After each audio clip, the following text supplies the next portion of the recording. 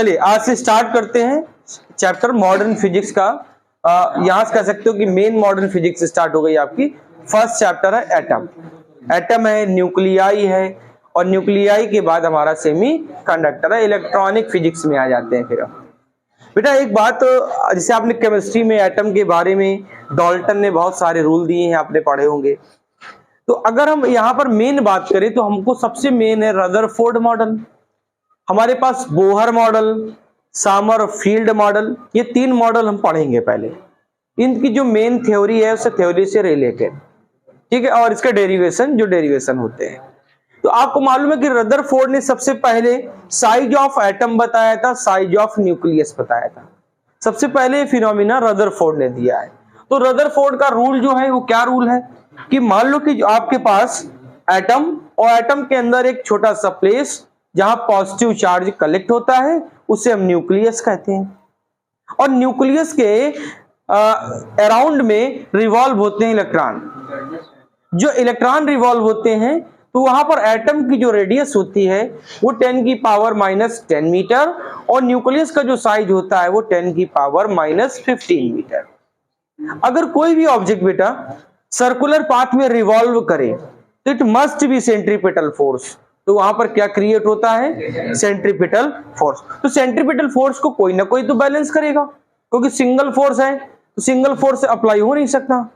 तो वहां पर सेकंड फोर्स कौन सा है? न्यूक्लियस और इलेक्ट्रॉन के बीच का अट्रैक्शन फोर्स। तो मान लो थोड़ी देर के लिए कि हमारे पास ये न्यूक्लियस है, ठीक है। इस न्यूक्लियस में ये मान लो कि ये गोल्ड का है या किसी भी अदर एटॉमिक नंबर का आप मान सकते हो। तो ये हमारे पास न्यूक्लियस, इसका चार्ज कितना? Ze, जेड क्या है? एटॉमिक नंबर, और ई क्या है? चार्ज किसका? प्रोटॉन का, क्योंकि प्रोटॉन और न्यूट्रॉन होते हैं। प्रोटॉन पॉजिटिव होता है, न्यूट्रॉन बच्चा न्यूट्रल होता है। तो अब बताओ इसके रेडियस मान लो कितनी है? r है।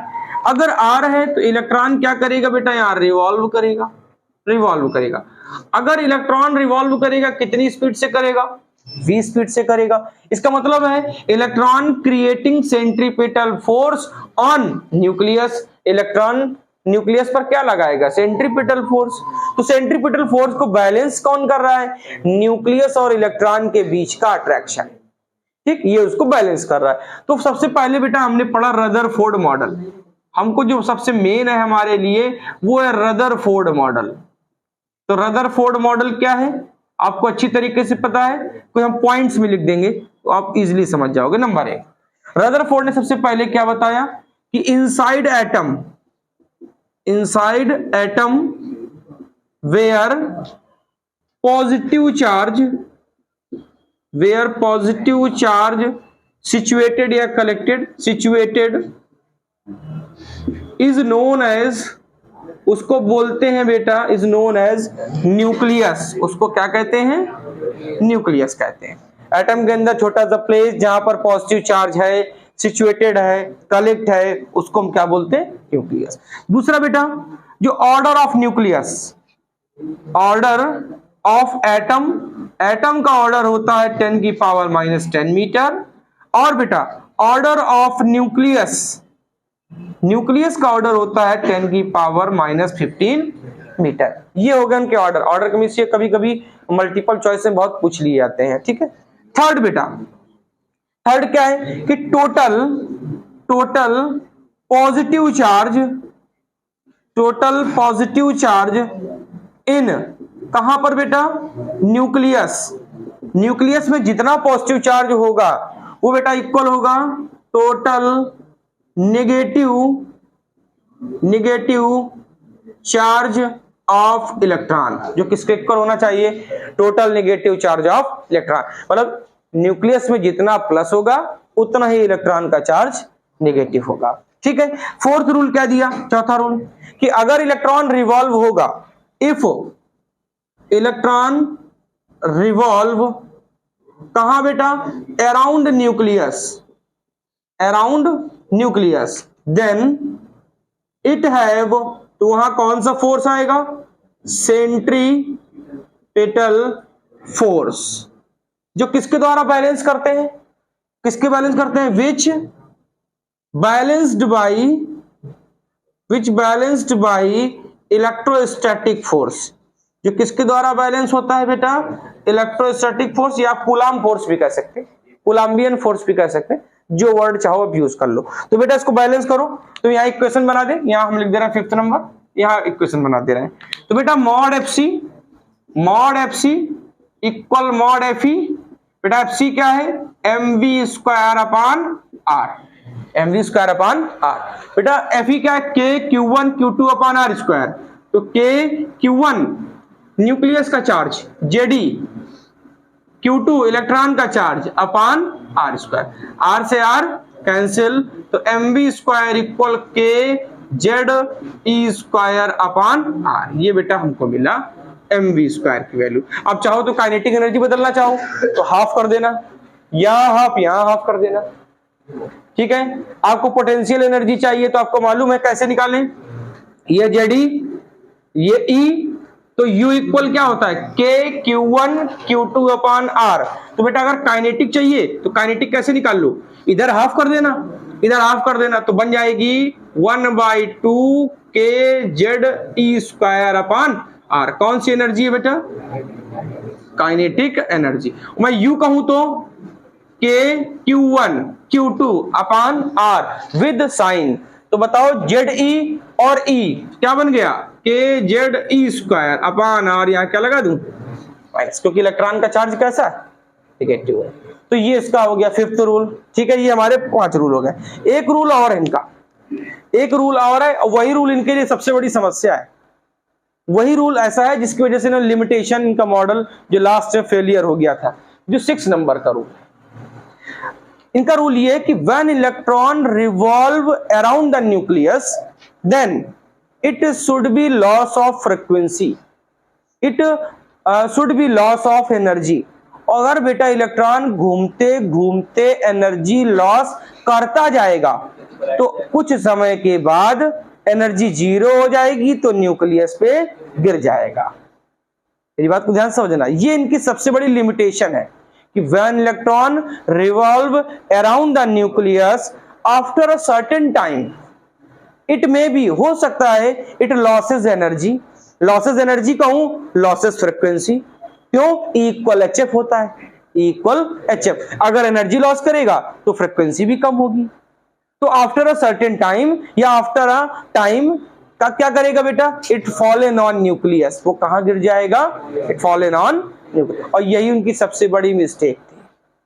अगर इलेक्ट्रॉन घूमते घूमते एनर्जी लॉस करेगा, एनर्जी लॉस करेगा, फ्रीक्वेंसी कम होगी, फ्रीक्वेंसी कम होगी तो एक्साइटेड स्टेट से लोअर स्टेट में भागेगा, लोअर स्टेट में भागेगा तो एक ना एक समय वो आकर ग्राउंड में गिर जाएगा, मतलब उसके न्यूक्लियस पर गिर जाएगा। तो ये उनकी लिए कमी थी। तो आप 6 नंबर में लिख सकते हो कि क्या करेगा बेटा, व्हेन इलेक्ट्रॉन रिवॉल्व, क्या यहां तक दिख रहा है, when electron revolve then it may be loss of energy, loss of energy का means frequency decreases, frequency क्या होगी बच्चा, decreases। और after certain time, after time लिख दो, certain time मत लिखो, after time it may fallen on nucleus. बेटा कहां गिर जाएगा, न्यूक्लियस पे। अच्छा, कोई भी चीज एनर्जी लॉस करती है तो मैंने बताया था 100% स्पेक्ट्रम बनाएगी।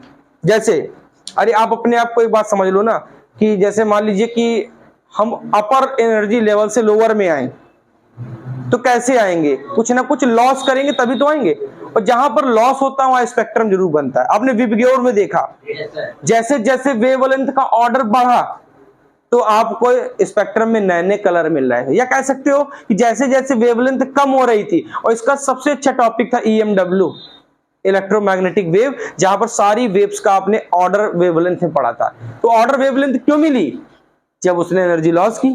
जब एनर्जी लॉस करेगी वेवलेंथ छोटी हो जाएगी, वेवलेंथ छोटी हो जाएगी तो नया स्पेक्ट्रम बना देता है। तो यही बेटा इनकी 2 लिमिटेशन थी जो सबसे ज्यादा फ्लॉप हुई थी, जिसकी वजह से ये फ्लॉप हुए। तो ये लिमिटेशन कह सकते हो या इनके डिफेक्टेड कह सकते हो। पहला बेटा क्या नहीं दिया, जब एनर्जी लॉस करते करते गिर गया तो स्पेक्ट्रम क्यों नहीं दिया, तो सबसे पहले कमी थी it can not given spectrum of electron, spectrum of electron. इन्होंने इलेक्ट्रॉन का स्पेक्ट्रम नहीं दिया। इलेक्ट्रॉन एनर्जी लॉस कर रहा है तो स्पेक्ट्रम देना चाहिए, क्या बनेगा, किस फील्ड में जाएगा, कहां पे जाना चाहिए, ये सब बातें नहीं बताई, तो पहली कमी थी। दूसरी बात, एटम कितना स्टेबल है। कहीं कहीं पर हमको ब्रेक करने बहुत एनर्जी देनी पड़ती है। स्टेबल को ब्रेक करोगे बहुत एनर्जी देनी पड़ेगी, अनस्टेबल को ब्रेक करोगे तो वो इमीडिएटली ब्रेक हो जाता है। इसी का टॉपिक आपने फिजन और फ्यूजन सुना होगा। फ्यूजन में तोड़ने के लिए क्या होती है, एनर्जी देनी पड़ती है, और फ्यूजन में क्या होता है, एनर्जी खुद ब खुद रिलीज होती है। इसका मतलब है कि अगर एटम कितना स्टेबल है, अगर एटम ज्यादा स्टेबल है तो उसकी एनर्जी भी अलग होगी। तो सबसे दूसरी इनकी कमी थी स्टेबिलिटी ऑफ एटम। ठीक है, क्या नहीं बताया, स्टेबिलिटी ऑफ एटम। ठीक, एटम कितना स्टेबल है इसके बारे में नहीं बताया। एटम जैसे आपने एक जगह पढ़ा होगा, रदरफोर्ड के एक रूल में लिखा रहता है कि जो 82 होते हैं, 82 साथ लेड का होता है, लेड का 82 से नीचे वाले सब स्टेबल होते हैं, और 82 से जैसे आप ऊपर की तरफ बढ़ेंगे वो सब अनस्टेबल होते हैं, वो ब्रेक हो जाते हैं। ये कह सकते हो, या सेकंड सेंस में आप इसको ऐसे कह सकते हो, कुछ लोग ऐसे पढ़ते हैं कि जो रेडियो एक्टिव होते हैं एलिमेंट्स, उनमें न्यूट्रॉन की बम्बार्डिंग करा दो, हैवी वाटर दे दो, हैवी एनर्जी दे दो, ठीक है, वो तुरंत क्या हो जाते हैं, छोटे छोटे न्यूक्लियस में ब्रेक हो जाते हैं। तो रदरफोर्ड के मॉडल की सबसे बड़ी कमी, स्पेक्ट्रम नहीं दिया। दूसरी कमी जो क्या, स्टेबिलिटी ऑफ एटम, एटम कितना स्टेबल है ये नहीं बताया। ये इनकी कह सकते हो खूबियां थी जो इन्होंने बात बताई। एटम के अंदर छोटा सा प्लेस, पॉजिटिव चार्ज है, उसको न्यूक्लियस कहेंगे। न्यूक्लियस का ऑर्डर 10⁻⁻15 और एटम का ऑर्डर 10⁻⁻10। बेटा टोटल पॉजिटिव चार्ज जितना न्यूक्लियस में होगा उतना ही बेटा चार्ज ऑफ इलेक्ट्रॉन होगा, तभी तो अट्रैक्शन होगा। अगर इलेक्ट्रॉन ज्यादा हो गया तो बाहर खींच लेगा, और न्यूक्लियस ज्यादा हो गया तो इलेक्ट्रॉन को खींच लेगा। भैया इसका मतलब क्या हो, टोटल चार्ज न्यूक्लियस का इक्वल होना चाहिए टोटल चार्ज ऑफ इलेक्ट्रॉन। अगर रिवॉल्व कर रहा है तो it should be create centripetal force on the nucleus. Nucleus पे क्या लगाएगा, सेंट्रीपिटल फोर्स। तो सेंट्रीपिटल फोर्स को बैलेंस कैसे करोगे, तो हमने बैलेंस किया, यहाँ चार्ज की बात थी। अगर मास की बात होती तो हम ग्रेविटेशनल फोर्स कह देते, लेकिन मास नहीं है, यहाँ चार्ज की बात है। तो चार्ज में कौन सा अट्रैक्शन, इलेक्ट्रोस्टैटिक फोर्स। तो किसने बैलेंस कर दिया, इलेक्ट्रोस्टैटिक फोर्स ने। तो मॉड एफ सी किसके इक्वल, एफ ई के। बेटा यहाँ पर एम वी स्क्वायर, ये याद रखना क्योंकि आगे चलकर ये फॉर्मूले यूज होंगे। एम वी स्क्वायर किसके, के जेड ई स्क्वायर अपॉन आर। चाहो तो के की वैल्यू लिख सकते थे 1/4 पाई एप्सिलॉन नॉट से। ठीक है बेटा, यहाँ काइनेटिक एनर्जी कितनी, मैंने हाफ इधर किया, हाफ इधर किया, हाफ एम वी स्क्वायर को के कहते हैं, तो half k Z E square upon are.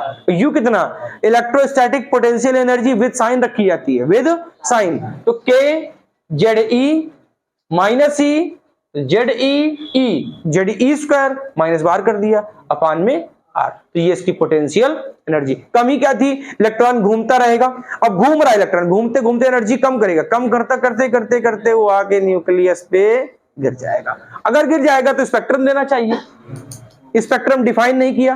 तो पहली कमी, या तो एनर्जी लॉस नहीं किया था उसने, अगर लॉस किया था स्पेक्ट्रम देना चाहिए। तो ये इनकी लिमिटेशन हो गई, ये इनकी कमी हो गई। कि क्या कमी हो गई, कि it can not given spectrum, इन्होंने स्पेक्ट्रम नहीं दिया, एनर्जी का स्पेक्ट्रम देना चाहिए।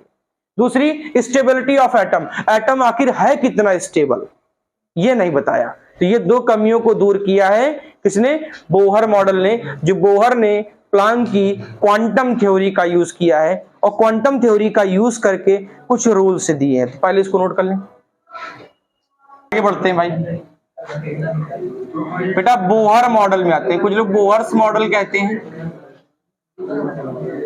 ठीक, बोहर मॉडल। देखो बहुत ध्यान समझना, बोहर मॉडल आया क्यों भाई, जरूरत आप जानते हो। रदरफोर्ड में जो कमी थी उसको दूर करने के लिए बोहर ने अपना रूल दिया। जो बोहर ने अपना रूल दिया है बेटा, due to basis of Planck quantum theory. और प्लांक की क्वांटम थ्योरी में फोटॉन का क्या रोल है, हम इसके पहले वाले चैप्टर में वो डीपली पढ़ चुके हैं। ठीक, due to basis of Planck quantum theory. Planck quantum theory के लिए ही मशहूर है।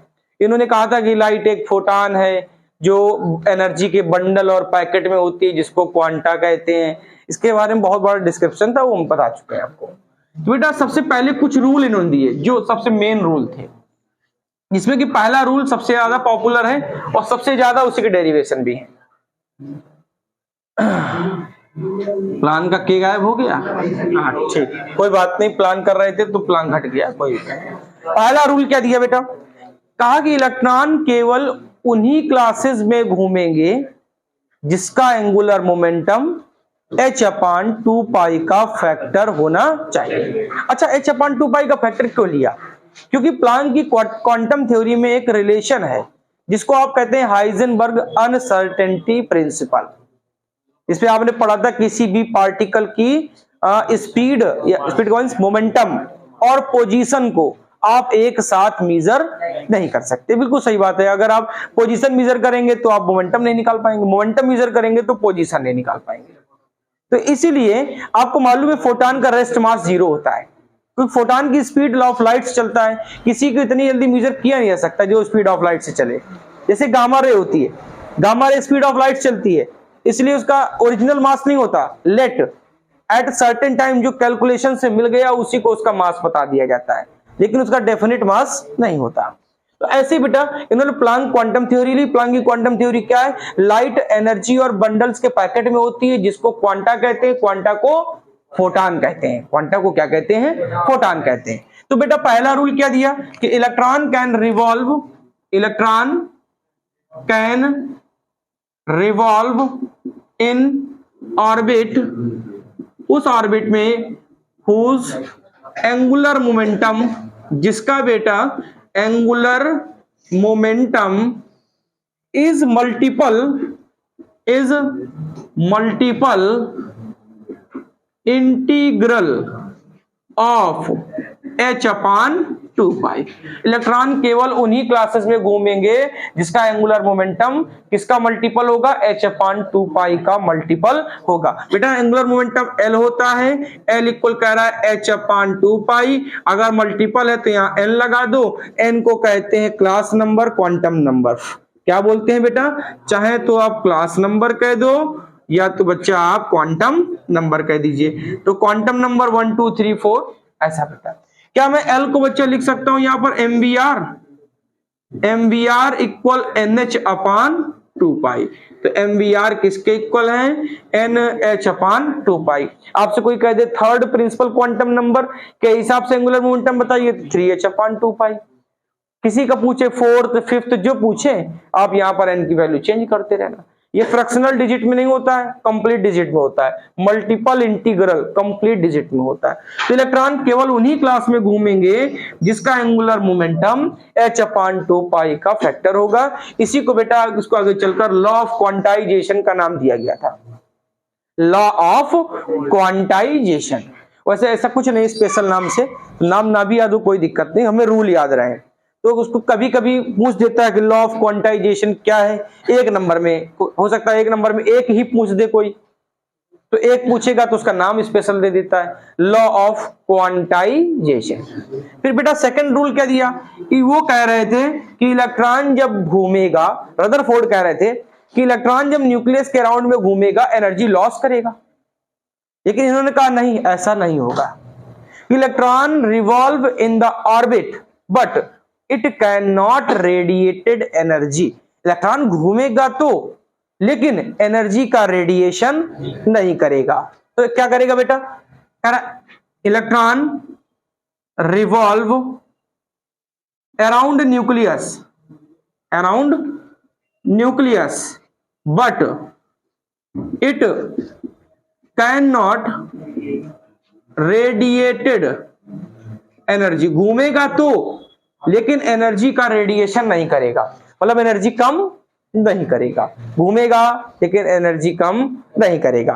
फिर तीसरा रूल जिसमें न्यूमेरिकल बनते हैं कि अगर इलेक्ट्रॉन को एनर्जी दे दो, इलेक्ट्रॉन को हम क्या करें, आउटर साइड से क्या दे दें? एनर्जी प्रोवाइड करा दें। क्या प्रोवाइड करा दूं? एनर्जी प्रोवाइड करा दूं। तो इलेक्ट्रॉन बेटा कहां चला जाता है? ग्राउंड स्टेट से ग्राउंड स्टेट से अपर क्लास में चला गया। उस अपर क्लास को आप कहते हो एक्साइटेड स्टेट। क्या बोलते हो बच्चा? Excited state. लेकिन यहीं पर एक विशेष बात है, कहते हैं एनर्जी देना बंद कर दो, तो कह रहे कितना रुकेगा? 10⁻⁻8 सेकंड तक रुकेगा, सिर्फ 10⁻⁸ सेकंड तक रुकेगा। और रुकने के बाद फिर से क्या करेगा? Come back in ground state, come back in ground state. एक बात ध्यान रखना कि यहां पर अगर आप एनर्जी देते रहोगे तो इलेक्ट्रॉन अपर क्लास की तरफ भागता रहेगा। तो एक्सेप्शन ये है कि इलेक्ट्रॉन जब भी क्लास में जाएगा तो जस्ट ऊपर वाली में जाएगा। ऐसा मत कर देना कि 1 से 5 से पहुंच गया, 1 से 2 में, फिर 2 से 3 में। जो ट्रांसमिशन होते हैं वो कंटिन्यू होते हैं, 1 से 2, 1 से 3, 1 से 4, फिर ऐसे स्टेप में बढ़ता है। तो कितनी देर? 10⁻⁸ सेकंड रुकता है। ये रदरफोर्ड ने बताया था। इलेक्ट्रॉन केवल इतनी देर तक सरवाइव कर सकता है, उसके बाद एक्साइटेड स्टेट में। और जैसे एनर्जी देना बंद करोगे इतनी देर, इतने टाइम के बाद वो फिर कहां से? ग्राउंड स्टेट में वापस आ जाएगा। तो बताओ बेटा, क्या मैं लिख सकता हूं कि ग्राउंड स्टेट में था तो E1 कितना था? HF1। भाई फ्रीक्वेंसी कुछ ना कुछ रही होगी ना, HF1। और जब एक्साइटेड स्टेट में चला गया तो E2 कितना? HF2। तो बताओ डेल्टा E को बच्चों में क्या लिखूं? E2 minus E1। तो बेटा E2 को क्या लिख दूं? H कॉमन ले लूं, F2 माइनस F1। तो डेल्टा E कितनी मिली बेटा? H, F2 minus F1। आप चाहो तो डेल्टा E इक्वल लिख सकते हो H delta F, delta E equal H delta F। मतलब इलेक्ट्रॉन को एनर्जी दो तो कहां भागेगा बच्चा? अपने स्टेट को छोड़कर ऊपर भागेगा, एक्साइटेड स्टेट में। एनर्जी देना बंद कर दो, 10⁻⁸ सेकंड तक रुकेगा, फिर वो कहां वापस आ जाएगा? अपने ही ग्राउंड स्टेट पे फिर से वापस आ जाएगा। इसी बात का ट्रांसमिशन है सबसे ज्यादा, इसी का न्यूमेरिकल है। ट्रांसमिशन किसमें होते हैं? इलेक्ट्रॉन किस स्टेट से किस स्टेट की तरफ जा रहा है, ये हमको समझना पड़ेगा। ध्यान रखना ग्राउंड स्टेट फर्स्ट है, यहाँ 0 नहीं है ग्राउंड स्टेट, क्योंकि प्रिंसिपल क्वांटम नंबर जो होता है वो 0 नहीं होता है, वो 1 से स्टार्ट होता है। तो ग्राउंड स्टेट यहाँ फर्स्ट है। अब फर्स्ट से एक्साइट करोगे उसको, तो फर्स्ट से एक्साइट करके मान लो सेकंड में गया, तो second is the first excited, second is the first excited state. और 3 में पहुंचा, 3 में, थर्ड में, तो वो सेकंड एक्साइटेड। ये मत कहना 3 में तो थर्ड एक्साइटेड है। अरे ग्राउंड भी तो जोड़ो, ग्राउंड वाला फर्स्ट है, हमसे कहे फोर्थ एक्साइटेड, इसका मतलब 5वें में पहुंच गया। फोर्थ एक्साइटेड +1 कर दो तुरंत, कहां पहुंच गया? 5वें में पहुंच गया। बोलो इतनी बात ठीक है। अब इनकी भी बेटा लिमिटेशन, क्योंकि इनके रूल में भी कुछ ना कुछ लिमिटेशन थी।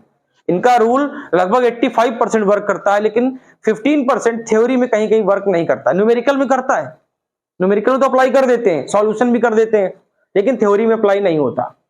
तो क्या लिमिटेशन थी? इन्होंने जो मॉडल दिया, हाइड्रोजन स्पेक्ट्रम का जो मॉडल दिया, वो सिर्फ 1 इलेक्ट्रॉन का दिया, एटॉमिक नंबर 1 के लिए। उसका एटॉमिक नंबर कितना होना चाहिए? ओनली 1 होना चाहिए। तो दूसरी क्या बात थी? स्पेक्ट्रम तो इन्होंने नहीं बताया, इन्होंने स्पेक्ट्रम का नाम यहीं से खत्म कर दिया। एनर्जी रेडिएटेड करेगा ही नहीं, वो करेगा नहीं तो स्पेक्ट्रम की कोई बात ही नहीं। ठीक, फिर इनकी कमी क्या थी? भाई 1 इलेक्ट्रॉन के लिए कहां तक? आपके पीरियोडिक टेबल में कई सारे इलेक्ट्रॉन्स के लिए है। तो इसकी कमी को दूर किया समरफील्ड मॉडल ने, और क्लासिकल फिजिक्स से लिया। क्वांटम फिजिक्स का भी यूज किया और क्लासिकल फिजिक्स का भी यूज किया। मतलब इनकी कमी को दूर किया है समरफील्ड मॉडल ने। उन्होंने भी थ्योरी यहीं से ली है, प्लांक की क्वांटम थ्योरी से। तो वो अभी हम पढ़ेंगे, पहले इसके टॉपिक्स पूरे पढ़ ले फिर इसको पढ़ेंगे। तो delta equal H delta F, इसी को बुक्स में लॉ ऑफ फ्रीक्वेंसी लिखा रहता है, लॉ ऑफ फ्रीक्वेंसी। तो अब रूल्स अगर नहीं याद रहेंगे तो कोई दिक्कत नहीं, इसको लॉ ऑफ ऑर्बिट भी कहते हैं, लॉ ऑफ ऑर्बिट, इसको लॉ ऑफ क्वांटाइजेशन कहते हैं, इसको लॉ ऑफ ऑर्बिट कहते हैं, इसको लॉ ऑफ फ्रीक्वेंसी कहते हैं। बोहर ने मॉडल दिया है, किसके बेसिस पर दिया है? प्लांक क्वांटम थ्योरी पर दिया है। इनकी लिमिटेशन क्या है? इनकी लिमिटेशन बेटा, इनकी लिमिटेशन है कि इट इज वैलिड, कि किसके लिए वैलिड है? Only for 1 electron. It is valid only for 1 electron, सिर्फ 1 इलेक्ट्रॉन के लिए मॉडल दिया है, 1 इलेक्ट्रॉन के लिए। तो भैया ऐसा थोड़ी नहीं 1 इलेक्ट्रॉन ही हो गए, एटॉमिक नंबर 1 से ज्यादा भी तो होता है। तो इसलिए ये चीज इनकी फेलियर है, ये इनकी कमी है, और इसी कमी को दूर करते हैं समरफील्ड मॉडल से। ठीक है, तो ये 3 मॉडल हैं, जिसमें कि ये बेटा बहुत इंपॉर्टेंट है। Electron can revolve in the orbit whose angular momentum is h/2π। Electron केवल उन्हीं क्लासेस में घूमेंगे जिसका एंगुलर मोमेंटम किसका फैक्टर होगा, h/2π का फैक्टर होना चाहिए। दूसरी बात, इलेक्ट्रॉन जब घूमेगा तो एनर्जी का रेडिएशन नहीं करेगा, नहीं। तीसरी बात, एनर्जी दोगे ग्राउंड से एक्साइटेड में पहुंच जाएगा। ठीक है, जैसे एनर्जी लॉस करेगा फिर से अपने ग्राउंड स्टेट पर वापस आ जाएगा। टाइम ले लेता है 10⁻⁸ सेकेंड।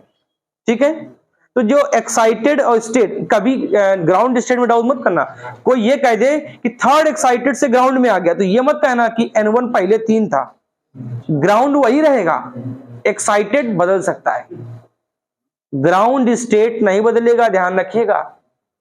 ग्राउंड स्टेट वही है फर्स्ट, और वो 3 से भले 1 में वापस आ रहा है, तो 3 को ऐसा मत कर देना कि वो N1 है, वो एक्साइटेड स्टेट ही है, वो एनर्जी लॉस कर रहा है। जब कोई एनर्जी लॉस करता है तो डाउनवर्ड भागता है, नीचे की तरफ भागता है।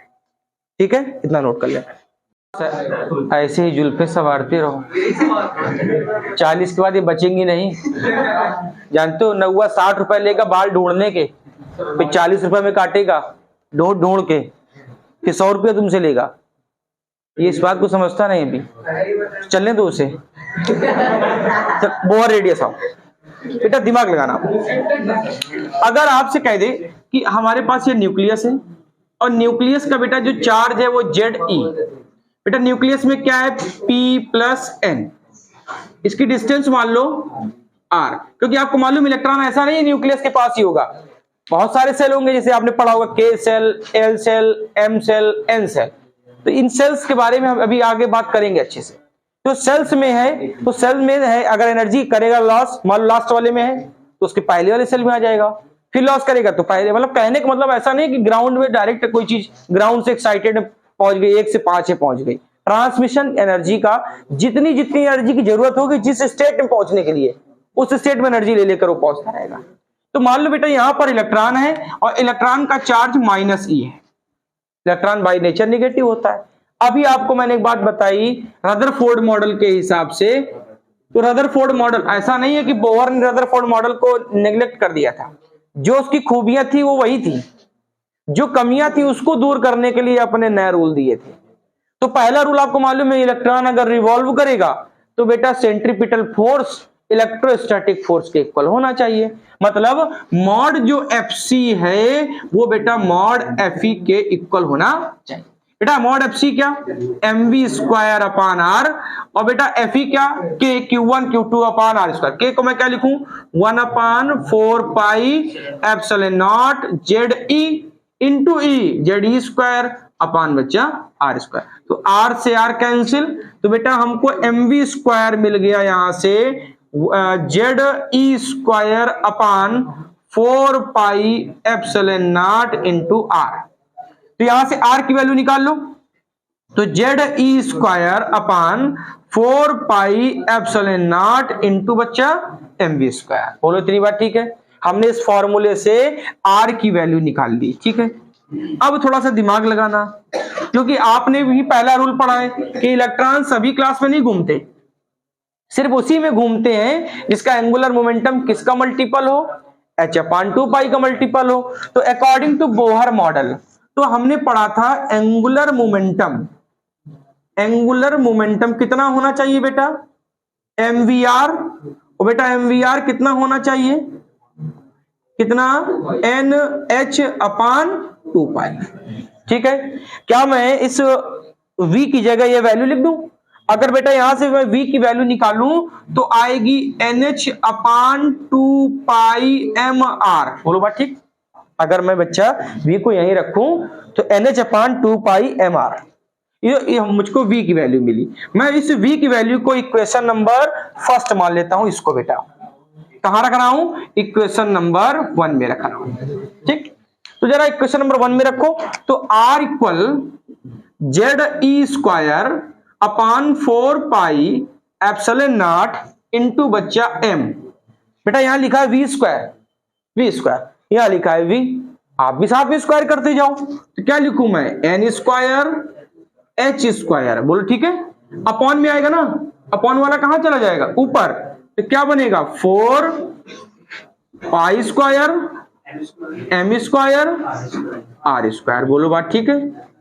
ठीक बेटा, हमने यहां पर जो v है, ये वाला जो v है, ये यहां पर ये v रखा, लेकिन स्क्वायर था तो स्क्वायर कर दिया। अब देखो बेटा, पाई से एक पावर कैंसिल, 4 से बेटा 4 कैंसिल, m से बेटा एक पावर कैंसिल, r से बेटा एक पावर कैंसिल। ठीक, तो देखो यहां पे r बच रहा है, ये सब चला जाएगा ऊपर। तो बताओ r इक्वल क्या बन रहा है, N square H square epsilon naught, N square H square epsilon naught. Upon में आओ, क्या बचा बेटा, पाई एम जेड ई स्क्वायर, पाई एम जेड ई स्क्वायर, ये आर मिला बेटा, N square H square epsilon naught upon pi M Z ई square. क्या बच्चा है, देखो अगर इलेक्ट्रॉन, एक इलेक्ट्रॉन की बात कर रहे हैं आप बेटा, सब कुछ कांस्टेंट है। एच मैं ऊपर लिख दे रहा हूं सारी कांस्टेंट, एच इक्वल 6.6 इंटू 10 की पावर, बेटा यूनिट बताओ, जूल इंटू, बेटा एप्सिलॉन नॉट 8.85 इंटू 10 की पावर -12 कूलाम स्क्वायर पर न्यूटन इंटू मीटर स्क्वायर। बेटा एम आप जानते हो 9.1 10 की पावर -31 केजी। बेटा पाई सब जानते हैं 3.14। बेटा ई कितना होता है 1.6 इंटू 10 की पावर -19 कूलाम। तो बेटा यहां पर आपके पास दो चीजें बची, देखो ये nth है, nth रेडियस है, तो आर एन, क्या आपको यहां एक चीज मिल रही है, एन स्क्वायर, और अपॉन में जेड मिल रहा है। इससे बहुत सारे न्यूमेरिकल नीट और जेईई में पूछे गए। R N equal N square, Z बेटा बदल सकता है, जरूरी थोड़ी ना है कि हाइड्रोजन ही दे, न्यूमेरिकल में बोल देगा हीलियम।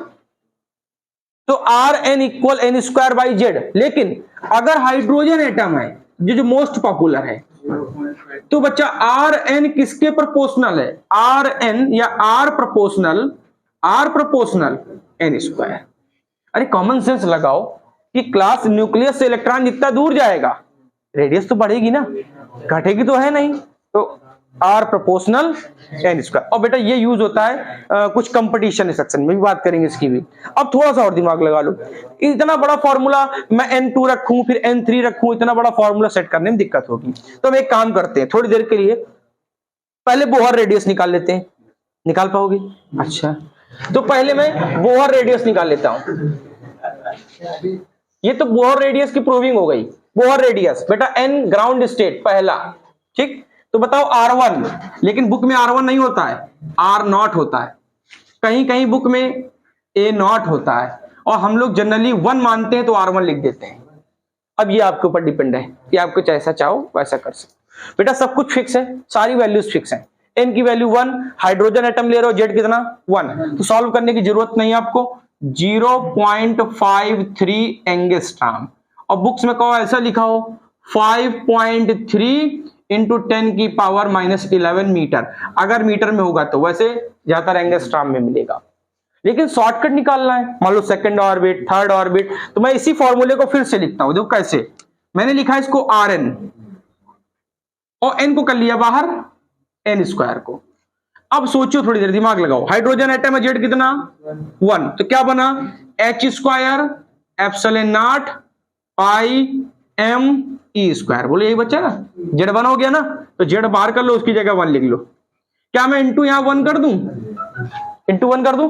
क्या इसको 1 को देखकर याद आया कि R1 लिखिए, बोहर रेडियस, बोहर रेडियस आपने क्या मानी R1, तो क्या मैं ऐसे नहीं सेट कर सकता Rn equal N square R1? Rn किसके इक्वल बेटा, एन स्क्वायर R1। आपसे कहा सेकंड ऑर्बिट, मैं सेकंड ऑर्बिट पूछूं R2, तो यहां 2 रखोगे, 2 2 जा 4 इंटू 0.53, तो कितना आएगा 2.12 एंगस्ट्रॉम। बोलो ठीक बात। मुझसे 3 थर्ड का पूछे तो n की जगह क्या लिखोगे, 3 लिखोगे। तो बोहर रेडियस की ये डेरिवेशन है, ये डेरिवेशन है। अगर आपसे कहता है कंपटीशन सेक्शन में जेड निकालो, तो बच्चा ये लगाना Rn equal N square by Z. और अगर नॉर्मल थर्ड ऑर्बिट हाइड्रोजन का, फोर्थ ऑर्बिट, फिफ्थ ऑर्बिट, तो Rn equal n square R1। वो R1 कितना है? R1 0.53 angstrom Bohr radius. बोलो इतनी बात ठीक है, कंफर्म है, नोट कर लिया जाए, कर लो नहीं फिर शुरू कर। देखो एनसीईआरटी का क्वेश्चन दिया है, करा which state of triply ionized beryllium, triply ionized beryllium, और लिखा है Be+3, triply ionized beryllium has the same orbital radius, has the same orbital radius as that of state of hydrogen, as that of state of hydrogen। कह रहा है ट्रिपली ionised जो beryllium है उसकी radius, उस ऑर्बिट, वो ऑर्बिट नहीं पता, उस ऑर्बिट की रेडियस, वही ऑर्बिट चाहिए, है कौन ऑर्बिट? उस ऑर्बिट की रेडियस वही है जो ग्राउंड स्टेट में हाइड्रोजन की होती है। क्वेश्चन को समझ गए? ट्रिपली आयनाइज्ड बेरिलियम के किस स्टेट की रेडियस वही होगी जो ग्राउंड स्टेट में हाइड्रोजन की होती है। तो मैंने अभी देखो एक फॉर्मूला बताया, Rn equal n square upon Z, ठीक? तो बेटा Rn equal n square upon Z. तो बेटा एक काम करते हैं, n स्क्वायर अपॉन जेड किसका? बेरिलियम का, बेरिलियम+3 का, इक्वल होना चाहिए n स्क्वायर अपॉन जेड किसका? हाइड्रोजन एटम का। बोलो बात ठीक है, दिमाग लगाना बच्चा। बेटा इसका n1 ग्राउंड स्टेट, क्या बोला? ग्राउंड। बेटा जेड सब जानते हो 1, हाइड्रोजन का जेड कितना? तो बेटा n square upon Z, atomic number beryllium का 4, कितना बेटा? 4, तो अपॉन में 4, इक्वल बेटा ये 1 और अपॉन में भी 1, 1 1 ग्राउंड स्टेट जो बोला उसने। तो बेटा 1 1 हट गया, तो n स्क्वायर इक्वल 4, तो n इक्वल +-2। आपको मालूम है क्वांटम नंबर -2 तो नहीं ले सकते, तो भैया हम क्या लेंगे? +2। इसका मतलब है बेरिलियम का कौन सा स्टेट है? सेकंड स्टेट, जो हाइड्रोजन के ग्राउंड स्टेट की रेडियस के बराबर है। हाँ बेटा, हाँ +3, ठीक है। ट्रिपली आयनाइज्ड, ट्रिपली आयनाइज्ड, बोलो बात ठीक है? ठीक है। तो एक छोटी सी 1 मिनट की कहानी सुनाता हूं और उसको यहीं से बंद करना। आपने देखा होगा कि जब लोग मार्केट जाते हैं तो अमरूद बहुत खरीदते हैं, लीवर के लिए फायदेमंद भी होता है, लीवर के लिए, पेट के लिए अच्छा भी होता है। तो जब खरीदते हैं तो पूछते बहुत है ना, मीठा है कि नहीं। ऐसा लगता है दुकानदार गारंटी ले ले, मोहर लगवा दे 100% मीठा है, नहीं वापसी। लेकिन समस्या इस बात की नहीं, समस्या इस बात की जब घर जाते हैं तो उसको नमक के साथ खाते हैं, तो फिर क्यों पूछते हैं मीठा था कि नहीं। तो ऐसे ही आपकी लाइफ है कि दुनिया वालों को लग रहा है बहुत अच्छी है, बहुत स्टेबल हो, लेकिन जब तक सरवाइव करोगे, जब तक इतना स्ट्रगल करोगे कि दुनिया देखती रह जाए, तो जरा संघर्ष करो। क्लास 12th में आ गए, वो संघर्ष नहीं करोगे तो रिजल्ट 65%, ख्वाब देख रहे हो 95% के। तो ख्वाब को पाने के लिए आपको मेहनत भी करनी पड़ेगी। वो बात अलग है कि आप नहीं समझते, लेकिन अगर आप समझेंगे, नहीं तो अमरूद की तरीके स्थिति हो जाएगी कि मीठे तो हो लेकिन काट काट के खाए जाओगे, काट काट के सब खाने वाले, समझ गए। लाइफ में इतना स्ट्रगल आगे करना पड़ेगा कि आप सोच नहीं पाओगे। तो उस स्ट्रगल को अभी बरकरार रखो, तो 4 साल अच्छे काट लोगे तो 44 साल अच्छे बीतेंगे। नहीं तो फिर 4 साल एंजॉय कर लो, उस 44 साल में रोज रोज आराम से जिंदगी में सुबह उठना, फिर सोचना हम क्या करें, फिर शाम को सो जाना, फिर सुबह सोचना हम क्या करें, और सोचते सोचते ऊपर वाले के पास चले जाओगे। तो समझाता हूं, क्योंकि अगर नहीं समझोगे तो फ्यूचर आपका है, आप जानो, ठीक है।